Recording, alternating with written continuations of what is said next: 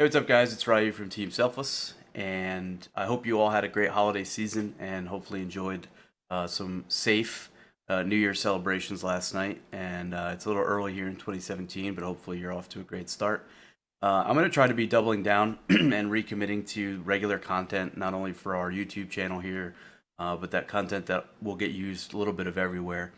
And so this is kind of the first step in that direction. And this is gonna be a pretty simple video. This is gonna be two things that I think are not spoken about enough to help and be beneficial to the aspiring player, pro player, regardless of the game, whether you want to go pro in CS:GO or Overwatch or Dota or whatever. Um, the first one being avoid debt. Don't go into debt. Don't take out student loan debt. Don't go into debt to get a car.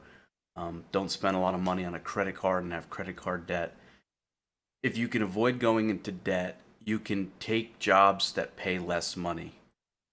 Translation, you can get paid $1,000 a month to be a full-time gamer and still pay all your bills, because at that point, you're probably going to be either living at home or sharing a place with a couple roommates. So your rent won't be too much, cell phone bill probably won't be too much, and you'll be able to survive on $1,000, $1,500, $2,000 a month as a lower kind of player salary.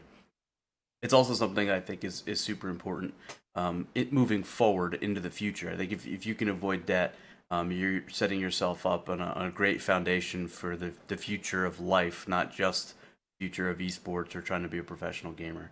And I don't think anybody really talks about that, but as someone that's kind of lived that life, you'll sacrifice a bit, right? Your friends will go out and they'll buy the brand new iPhone full price on a credit card, and they have to make payments every month. You can avoid that if you can either save up your money, sell stuff around the house, or just go with last year's iPhone. I think you'll realize you'll be fine.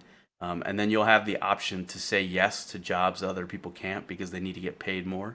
They need to go get a regular job, and then they have to split trying to become a professional gamer with their actual real world job, because otherwise they wouldn't be able to pay their bills and live up to the obligations that they kind of shackled themselves with on the financial front. So I think it's really important. Nobody really talks about it. That's the first one. Second one is a little bit more fun, a little bit more, a little sexier, I guess, and that's to work on building your personal brand. And this is something that you've seen so many players do, that either have a gigantic stream or a huge Twitter following, or very likely both. But it's very important that if you aren't being noticed for your talents now, that you start to get noticed for them so that maybe you can get on a pro team. And that's one way that building your brand, your personal brand, can help you.